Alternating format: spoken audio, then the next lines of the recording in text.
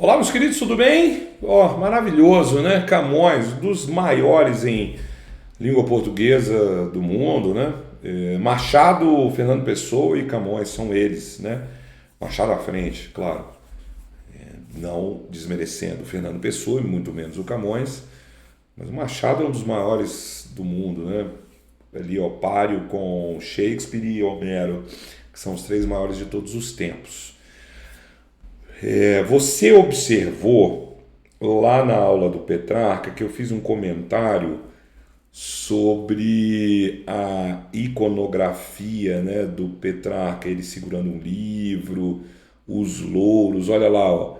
Tanto o Camões está também com o livro, o intelecto, como ele está com os louros da vitória, que eram os louros de Apolo, também representação de um intelecto muito grande, e esse aí, fabuloso, né? O Camões com o seu olho direito perdido, né, numa batalha, e vejam que o livro que ele segura é a sua grande epopeia, Os Lusíadas, né, um poema épico, remontando aos poemas épicos, né, da antiguidade, né?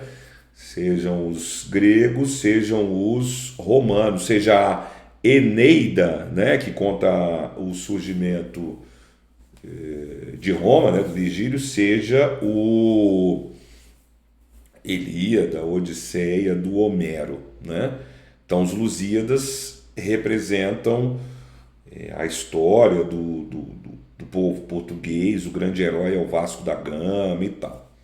Hoje nós falaremos do Mudam-se os tempos, mudam-se as vontades do Camões, uma obra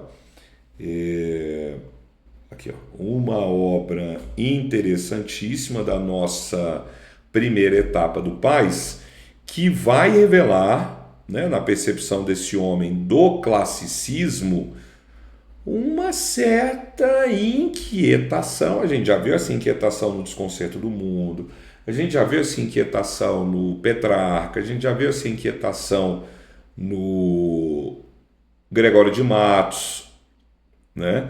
Envolver-se na confusão dos nécios para passar melhor a vida, né? E eu quero chamar a atenção, antes da gente ler então, para o que eu estou denominando inquietação. A percepção que esses gênios fazem, e aí tem que ficar atento porque a UNB vai levar em consideração que você tem esse conjunto de autores, né? A inquietação desses gênios, ela de certa maneira é contraditória em relação ao que se espera do antropocentrismo. Então, o cara é detentor de conhecimento, o cara é detentor de um intelecto muito grande, da razão, esse cara vai dar conta de explicar o mundo. Aí vem Petrarca, aí vem Camões, aí vem Gregório de Matos, falam, olha, o mundo não é tão facilmente interpretado, definido e entendido. Isso revelaria uma inteligência menor deles? Pelo contrário, o que esses caras estão querendo nos dizer? Que o verdadeiro inteligente é aquele que percebe que o mundo não corresponde a uma lógica facilmente explicável. Volta, ouça o que eu acabei de falar de novo, quando eu coloquei aqui na tela grande, em widescreen, né? E no widescreen não posso deixar de ressaltar ele, Jim Morrison, The Doors, né? Olha aí, o rock and roll. Então, volta para você ter clareza do que eu falei aqui. Tá? Ainda que estejamos falando, nesse caso, do classicismo, no caso do Petrarca, de humanismo, e no caso do Gregório de Matos, do barroco, são três homens que vão fazer uso de uma visão racional de mundo, de uma visão antropocêntrica de mundo. E são três homens que vão nos trazer visões de mundo que, olha, peraí, o mundo não é tão facilmente colocado aqui para que o entendamos, né? O que significa que é inteligência, né? Vamos ver como Camões então vê o seu mundo e sua época. Mudam-se os tempos, mudam-se as vontades, muda-se o ser, muda-se a confiança. Todo mundo é composto de mudança, tomando sempre novas qualidades. Continuamente vemos novidades diferentes em tudo da esperança. Do mal ficam as mágoas na lembrança, e do bem, se algum houve, as saudades. O tempo cobre o chão de verde manto, que já coberto foi de neve fria, e enfim converte em choro doce canto. E afora este mudar-se a cada dia, outra mudança faz de mor espanto, que não se muda já como soía. Então aqui estamos na leitura de um texto que foi escrito lá no século XVI, em português, então ele está no original, e que apenas vai nos trazer duas palavras, dois vocábulos aí que exigirão nossa atenção, né? Ambos na última estrofe. Então, mor e soía. Mor é tranquilo, é maior. Um português arcaico aí. Então, outra mudança faz de maior espanto. A gente já viu essa coisa do espanto, né? Nele. Lá no outro poema, né? Uma coisa que o espanta mais. Então vejam que o espanto é uma característica de quem é inteligente. Os inteligentes vão se espantar com o que eles veem que foge ao lógico e racional, né? Agora o soí é mais complicado porque é uma forma verbal que ficou, né, no passado. Então outra mudança que se faz que me causa maior espanto é que as coisas não mudam agora como elas mudavam antes, como elas costumavam ser. Então a mudança agora é diferente de como se mudava antes, beleza? Aproveitando que a gente está aqui vendo elementos de vocabulário, nenhuma outra palavra aí vai nos causar espanto ou dúvida. Estamos num soneto, metrificado, decassílabo, né?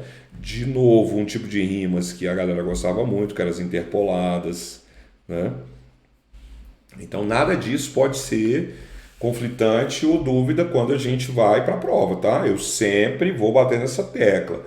Cai pouco esse tipo de cobrança? Cai, mas se cair tem que ser 100% de certeza no acerto do item, né? Perder esse tipo de item é o fim, né? Perde quem é desatento, perde quem não está fazendo a mentoria aqui comigo, tá bom? Você que está aí, você, pô, tintim da aprovação, ó. Eu tenho que pegar água ali, hein, gente? Eu vou falando para a gente não perder o embalo. Vamos ver se vocês vão me ouvindo, né? Se vocês continuam me ouvindo. Vou virar o microfone aqui para continuar a nossa análise. E então, o que nós temos? Nós temos o Camões prestando atenção nas mudanças de seu tempo, né? Prestando atenção nas mudanças de sua época. E o interessante é que o Camões, ao perceber essas mudanças, depois eu vou ver, né, como é que ficou nessa gravação, a minha ida ali na nossa central aqui de produções, o verdadeiro laboratório de videoaulas para os aprovados. Então o Camões, observando aí as mudanças, deixa eu repetir o que eu falei, vai que ficou ruim. Camões observa as mudanças de seu tempo, né? Porque está seco, né? E o ar-condicionado aqui vai acentuando. Está tomando água também? Então, o Camões ele está percebendo, né, as mudanças em seu tempo, mas vejam, observe bem. Você acha que o Camões ele está feliz ou está triste com essas mudanças, com esse mundo que muda? Camões está satisfeito ou insatisfeito com esse mundo, né? E a percepção da mudança, que é algo que acontece sempre, causa um certo estranhamento, né, no Camões. Vamos ver? Então fiquemos atentos a tudo isso, né? Lembrando que quando a gente fala que o Camões observa um mundo em mudança, Camões está nitidamente nos falando lá no século XVI que o mundo não é mais como era antes, né? Ali, medieval, imutável. Para o homem da Idade Média era fundamental que o mundo se mantivesse sempre do mesmo jeito, né? O Luís III, que vai ser sucedido pelo IV, pelo V, pelo Luís VI, o Henrique V vai ser sucedido pelo Henrique VI, Henrique VII. Ou seja, o que eles querem é que o mundo continue sempre do mesmo jeito, sempre com os reis, sempre com os vassalos. A igreja deixando muito claro que esse é o mundo, você tem que trabalhar, você tem... Agora acabou, né? O mundo agora é dinâmico. Vive-se em cidades e não mais em feudos, né? Você tem a burguesia numa lógica acelerada, né? De um dinheiro que gira no comércio, a nobreza decaindo, a própria igreja sendo questionada. Não nos esqueçamos que Camões escreve na época em que já tem a Contra-Reforma, né? Porque eu já tenho a reforma, Lutero, 1517, eu já tenho o Camões vai morrer, ninguém sabe direito, né, quando que o Camões nasce e quando que o Camões morre, por isso que eu coloquei nas aberturas aqui, né, o C, todo mundo sabe o que significa esse Czinho aqui, ó, esse Czinho significa cerca de, né? Então ele provavelmente nasce ali por volta de 1524, ninguém tem muita certeza disso, assim como sua morte. Boa parte das publicações diz que ele morre em 1580, mas ele pode ter morrido em 1579, e ele morre sem ter sido reconhecido, sabia? É triste isso, né? É o gênio, né? Os gênios. Camões, para ser enterrado, ele depende de uma grana, de um admirador aí. Triste isso. E hoje a gente entende que ele é um dos maiores de todos os tempos. Então, esse nosso poema do Camões, ele mostra esse olhar do poeta para um mundo em constante mudança. Um mundo que vai mudar muito na Europa com as colônias, e o que as nações, Holanda, Portugal, Espanha, na sequência Inglaterra, o que essas nações vão ter de desenvolvimento por conta da exploração das colônias, né? Então, Camões começa, mudam-se os... Tudo muda, todo mundo é composto de mudança.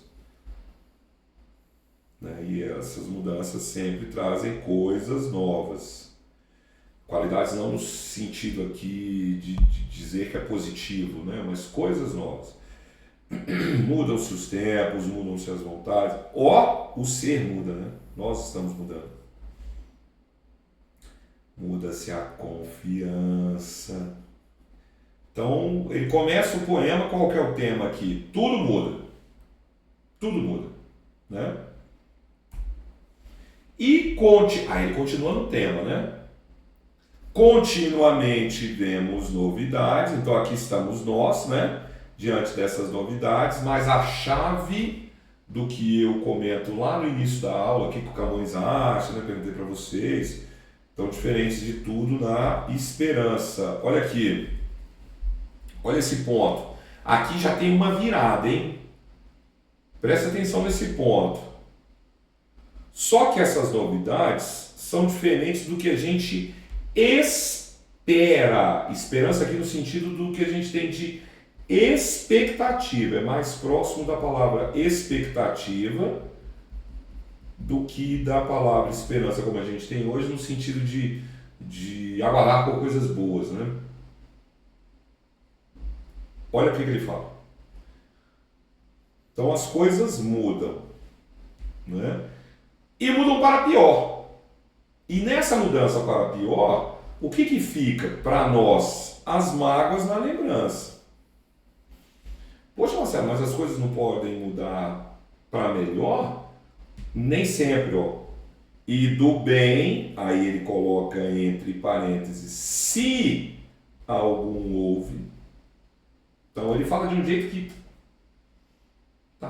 não tem coisa boa, mas se tiver, né? Então, ou seja, nem sempre,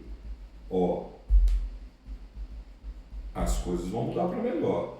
Mas quando mudam, também não adianta, porque elas não permanecem. Elas ficaram onde? Nas saudades, elas ficaram no passado. Sacou a jogada? Isso é o típico item de prova para tentar te pegar. Ah, então as coisas mudam para melhor e para pior. Então hoje as coisas podem estar boas ou ruins. Não, hoje está ruim. Porque quando há uma mudança boa, essa mudança ficou para trás. O que permanece dela? A saudade. Entendeu? Você não vai cair nesse peguinha. Claro que não vai. Você está aqui comigo, aluno meu, marca todos os itens de obras e acerta. E gabarita. Aqui, cola em mim que é só sucesso.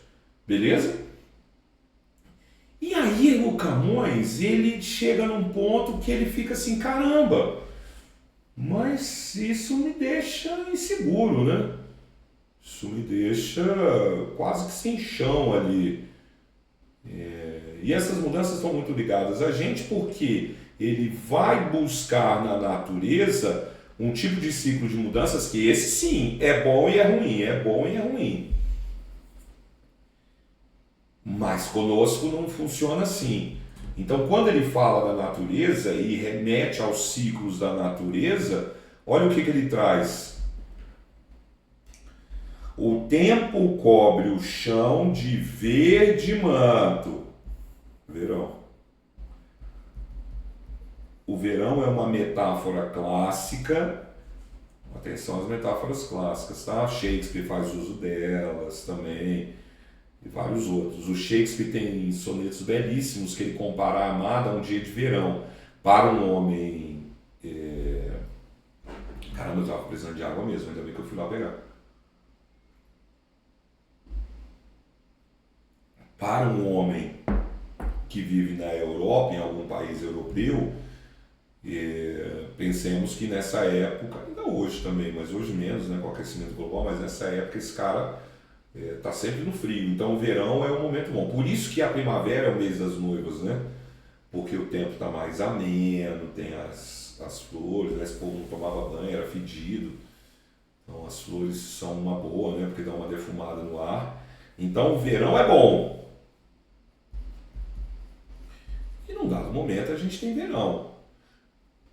Verão esse que vai suceder, olha aqui, o inverno. Que é ruim. No inverno não se caça, come-se uma comida que está estocada, né? Você está intocado dentro de casa o tempo todo, pensa nos castelos lá gelados.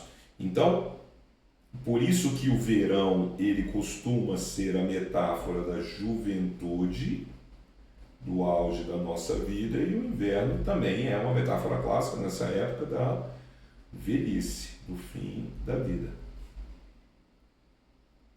Então, olha só, esse ciclo é um ciclo que nunca muda. Então, há 100 anos atrás teve inverno e teve verão, há 1000 anos atrás teve inverno e teve verão. Há 2000 anos atrás teve inverno e teve verão, mas o que Camões fala? Que as mudanças estão acontecendo para pior. E, enfim, então olha a conjunção aí para dar a conclusão. Converte, aqui está na ordem inversa, em cuidado, gramática, converte o doce canto em choro. Então, o doce canto é convertido em choro. Doce canto é aquilo que é bom, é convertido naquilo que é ruim. Então, as mudanças para mim são ruins. As mudanças no tempo são boas e ruins. É um ciclo. Marcelo, então, eu estava dando uma mentoria ontem, coincidentemente ontem, também falando sobre esse poema, né? Num outro projeto, né? Esse aqui é o meu projeto das videoaulas de análise e eu estava num outro projeto, eu trabalho em muitas frentes, muitos lugares, e a gente estava fazendo essa mentoria e o menino me fez uma pergunta tão legal, porque aí é ao vivo. Aliás, se você um dia quiser, né, uma live, uma coisa ao vivo também, manda uma mensagem pra gente que a gente organiza e faz isso. E o menino fez uma pergunta tão legal, ele falou, Marcelo, então pro Camões é ruim, né? E como eu tinha acabado de comentar na mentoria, foram várias obras, eu tinha acabado de comentar o Desconcerto do Mundo, ele falou, Marcelo, então nos 2 poemas aí, para o Camões a visão é ruim, né? Nos dá um sofrimento. E aí eu falei, exatamente, queridão. né? A ideia do sofrimento aqui, ó, o choro. Então, Camões, aí foi a conclusão que ele chegou, né, na nossa análise. Camões gosta, se vier um item disso, né? Camões gosta das mudanças? Não. Então a percepção de que o mundo está melhorando para o Camões, não está melhorando, né? Ele queria a segurança daquele mundo mais imutável. Imutável não porque não muda, porque vem inverno e verão, mas imutável no sentido de saber que tem as coisas boas, que sucedem as ruins, que sucedem as boas. Então Camões agora percebe que algo foge à sua compreensão de uma mudança que costuma ser uma constante do mundo. Tanto foge que olha a conclusão dele. Esse plano é filosófico, hein, gente? E afora se mudasse cada dia, ou seja, em nenhum momento Camões está dizendo que antigamente não mudava e agora passou-se a mudar. Isso é uma constante do mundo. Só que além dessa constante, o que o espanta mais é que as coisas mudaram tanto, mas tanto, que até a própria mudança mudou. Hoje muda-se de um jeito diferente. Então até a mudança agora está diferente. Converse com seu pai, com a sua mãe e perguntem para eles se na época deles as coisas mudavam como elas mudam hoje. Pergunta para sua avó. Vá ler pessoas de outras épocas. Mas, sobretudo, hoje, nesse mundo tão acelerado e doido que a gente vive, eu falo, a infância hoje é muito diferente em termos de mudança do que era na minha época. Eu estou com 50 anos. Minha mãe, que está com 78, ela fala da infância dela como também era muito diferente. Percebe? Então, até a forma de mudar mudou. E isso deixa o nosso Camões espantado, né? O que não revela que ele sabe menos. É o início da aula. Pelo contrário, o que revela que ele sabe muito mais. E por isso ele está percebendo todas essas coisas. Beleza, meus queridos? Poema intrigante, né? Poema fascinante aí, com um teor filosófico sobre a percepção da passagem do tempo. Um beijo e até o próximo episódio.